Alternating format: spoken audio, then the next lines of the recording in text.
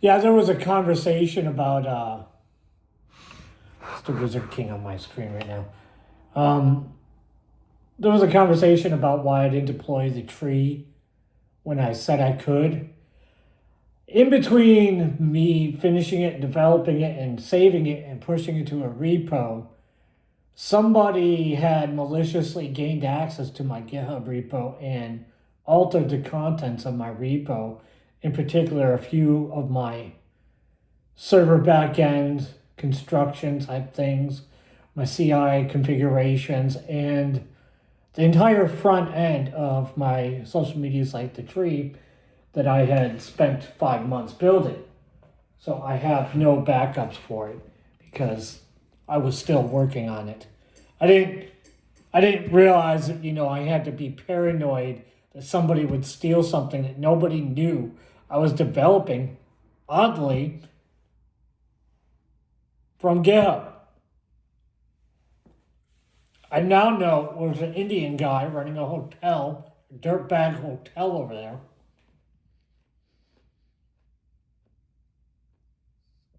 That was maliciously messing with my connection to both the internet and the GitHub website while I was using it. So I'm sure there was probably some Israelis involved because Israel really, really does not like me. Israel basically tried shooting me a few times. I've had Israelis pull firearms on me twice in Arizona. So we have an idea of what's going on in my life. Now you understand how my life has been for the past 30 something years. I've been the target of Israelis for a good portion of it. And reason why is because, well, I've been on this America First trip for a long time, at least 16 years officially, almost 26 years, not officially, where I wasn't just openly like, no, I don't want these Israelis telling me what to do in my own country because I'm not a fan of it. I don't even like it when my neighbor tells me to do something because he doesn't like me or something. Like, even that is like, no, thank you, you can leave. I don't even like it when somebody tells me what I need to do in my own home. It aggravates me because I don't do that to other people because I don't like it when other people do it to me. I really don't like it when other people tell me how to do something when I'm perfectly capable of doing that thing myself. And I have done that thing myself numerous times without any issue. And my way of doing something is perfectly fine. It works just fine. My way of building software works just fine. I try to stay up to date on compilers because there's a very good reason why there are CVEs out for stuff like GCC. The compiler itself has a CVE, which means it's doing something that I'm not going to trust. I have this thing about expected stable behaviors of software packages. And if I work with any software package whatsoever that displays any kind of non-stable behavior, I immediately stop using it. I don't deal with it. I don't struggle through it. I immediately stop using it because no thank you. No thank you. If I paid for something and it immediately causes me trouble, I'm right in the email instantaneously. I pretty much transport from what I was doing to looking at email and sending one to them to let them know. Because some people have things that irritate them in the real world and stuff like that, and I have a lot of those. But I've gotten those under control. I used to have terrible OCD. When I was a child, my room was, let me tell you, I could pass a white glove inspection in the Marine Corps when I was a kid. It was meticulous. I was a scout from the T to the T. Like, there were no gaps in anything. When I got into the Army, I got ragged on so hard because my bed, I'd been making my bed military style my entire life at this point. So when I walked on and I was the only guy to get a coin in 30th AG. I was the only guy. I got a coin from a sergeant major that ran in 30th AG back then. I walked in and it was just sitting there on my pillow. I had the nicest, tightest rack you can imagine, and that means bed. I'm not certain if you know what that means. It means bed, but mine was, you could bounce a quarter on it and it would just do a double end over. It was nice. Because I had been making my bed like that. I grew up with OCD and I discovered the only way to deal with because I would waste a lot of time reorganizing things if they were just like an inch out of line. So yeah, it was really bad. I learned the easiest way to deal with the problem was just to grab all my stuff and throw it around in the room so it looked like disorder, and then deal with the irritation. That was the way I overcame it. And it kind of stuck when I know I'm getting irritated. I get up and I clean. Like I have this thing where I'll get up and I'll start cleaning if something is irritating me. And it is what it is. There's nothing I can do about it. It's just how I am. I don't let it bother me because I don't think I have a disorder. Because I don't think there's something mentally wrong with me. I just think my brain is organized that way. Just like anybody who has OCD, I think they're just traumatized. Well, there's some trauma involved in it because, that's just how it is. But going back to the real world conversation, I have been targeted by 8200, which is Israel's hacking team for a long time. I used to run a website they were running psychological operations on and a propaganda campaign. They used to call it Hasbara. Hasbara, Hasbarra.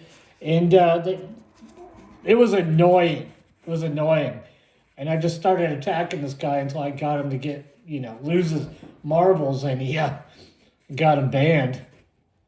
And then shortly after I was banned, and I found out why, is because the local APAC guy found out that it was me that got him banned, and then they went and contacted some of the admins and moderators of that site. I own the site, like I own the server, I own the base with code, like I was paying for it and everything. It was like, but I wasn't on the staff, and they banned me, so I was like, oh, okay. And there was a whole big drama fest about it. I gave the code over to somebody else, and then he revoked it. He revoked the rights of the source code for the website from them, and they ended up having to rebuild the entire website from the ground up. It was kind of funny. I still think it's kind of funny. It was really funny. Yeah, I've owned websites before. It was basically a social media website. There was a dating thing on there. There was, a whole lot of discussion about relationships. We had some registered certified therapists. We had some PhD mathematicians on there helping people with like math homework and stuff like that. Like we had actual doctors that would spend some free time on there helping people with medical issues. It was a legitimate site. And it kind of just went downhill because Israelis got involved with it. And they just tore it to crap. And I don't know why. They just basically ruined the website, and now the community there just doesn't exist. All the people that we had, all the doctorates and everything, and the, both medical and non-medical doctorates we had on there, no longer visit the site. None of the mathematicians will interact with anybody anymore. And these are really good mathematicians. One of them was a quantum theorist. The other one was just a pure mathematician. He was a polymath. Both of them had worked under this guy named Stephen Hawkins. I don't know if you've ever heard of him. This guy, he kind of worked under him. And I ended up meeting Chomsky through this site. Like I got into a debate online with Chomsky, and that's kind of how I got into that debate with Chomsky and defeated him. And I thought it was kind of funny. Whether you like Chomsky or not, back then he was like a titan, a giant, basically, and like Goliath. So it was like dealing with Goliath. Semantically, it was very difficult to have a conversation with him at any kind of level because he was extremely verbose. His vocabulary was very, very wide, lots of depth to it as well. So he was very, very well versed and very well versed in the subject of discourse, like basically the act of giving discourse. So it was very difficult. But, that's just how it is. And that's why I didn't launch on time. So I gave you some backstory so you understand why and who I am and why I get targeted by Israelis. This is why, because I've been dealing with them. I've been confronting them on the internet for like 20 something years. It's been an ongoing struggle because they are very militant. They're very aggressive. They do a lot of illegal things and they like to pin other people with the guilt of it. They've framed people in the past. That's what Israel does. And this is why nobody on the internet that works in the community, in the open source community or anybody else, really trusts them. It's not because they're Jewish, it's because the activities that Israel takes part in, most of them are illegal, most of them are criminal, and if we were to do it, we'd end up in prison. Not prison like, county prison, like county jail type stuff. We're talking federal prison, 20 years and up. Some of them are life sentences. Some of the stuff that I've seen them do on the internet would get the average white guy,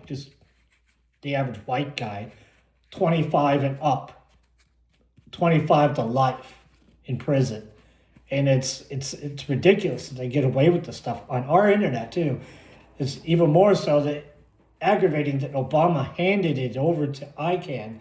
So now we can't even pursue prosecution against any of these people because ICANN doesn't even have any kind of registratable, there's no way to petition to find out who's doing this stuff when we get attacked. The forensics is it.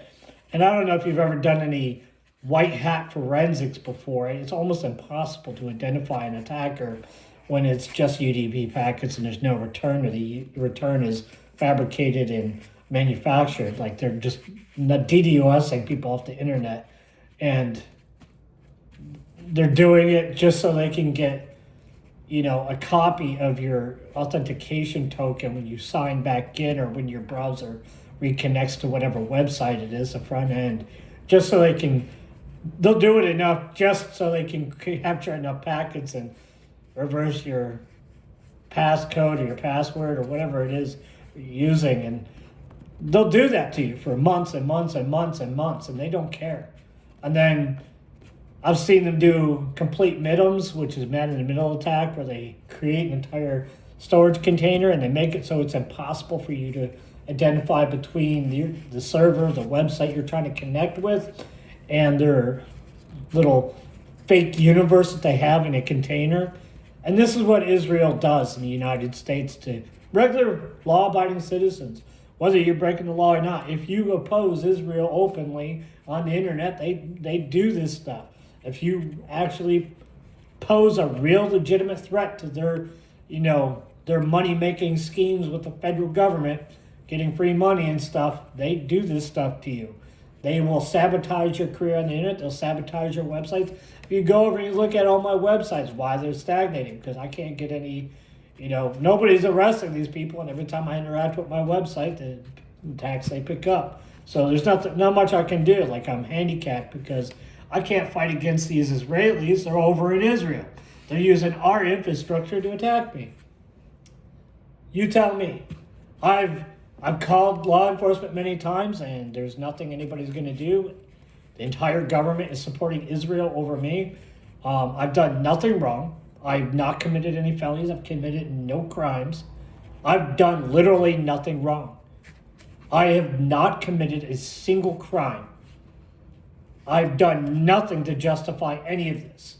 They started attacking me for not wanting someone that is in the Israeli military, Hasbara, IDF Mossad,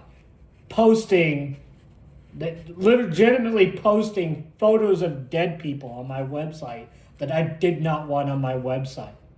I wanted nothing to do with that. And they've been attacking me ever since then. That's how I feel. Very frustrated. You understand?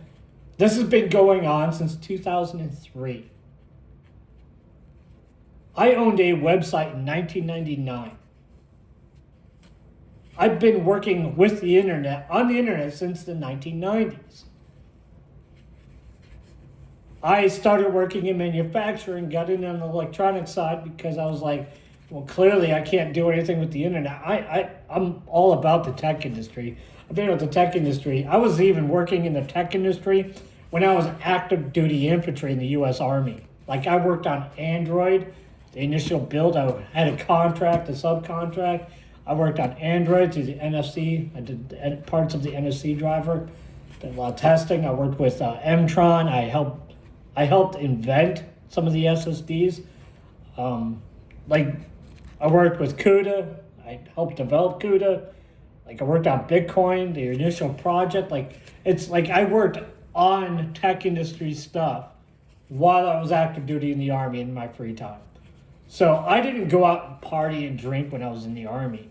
I worked out and I worked on software, and sometimes I worked on hardware to get an introduction to it because I plan on doing hardware. And I've been getting attacked the entire time. Israel has been attacking me the entire time. Do you understand? Like, it's frustrating because I've done nothing. And none of these people have ever been arrested. And I assume they're Jewish people, but they behave like anarchist atheists that hate Christians. You know, that's the impression I get, like they're satanic people that don't like white Christians. That's how I feel. Just the impression I get. And they don't stop attacking. They don't. Like, and they're just like a rotisserie. They're like, we'll just put you on a rotisserie and roast you. Like, it's one after another. That's all they do. And once they took over TikTok, I couldn't even post anything on TikTok without them attacking me openly. It's all over TikTok. Like, they don't even care. They don't even care that they're doing it to innocent people. Do you understand? They don't care about anybody. They will do this to anybody. They did it to me. They'll steal your IP, they'll steal your software, they'll steal your designs, they'll steal your company from you. None of these people can be trusted whatsoever. None of them. I've never trusted any of them. When they stand in front of me and start smiling, it's just like I already know they're going to do something illegal and criminal. I already know. Like, I already know. It's like there's no reason why an Israeli would stand in front of me and smile. There's no reason. Why would they? None of them are friendly. That smile is not friendly.